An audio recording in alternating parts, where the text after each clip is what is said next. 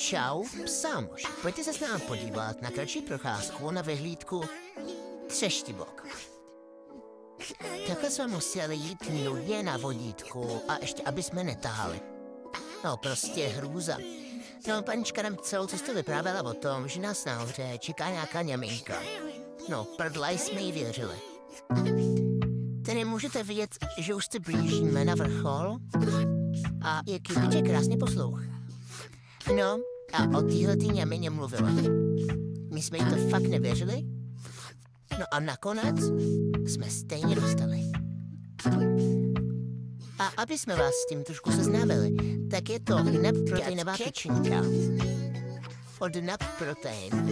Má v sobě 35 až 38% proteinu a je to skvělý pomocník při dlouhých procházkách na doplnění energie. Tady můžete vidět, jak mě ještě provokovala. No, tady se pokoušela o fotku, ale já nespolupracoval. No a tady je můj páníček, to je můj nejoblíbenější. A tamhle je panička s náma.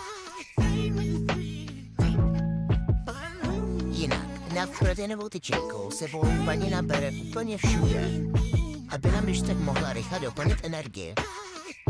Je to super, že je to jako tyčinka a nemusí nám pořád dávat nějaký granule.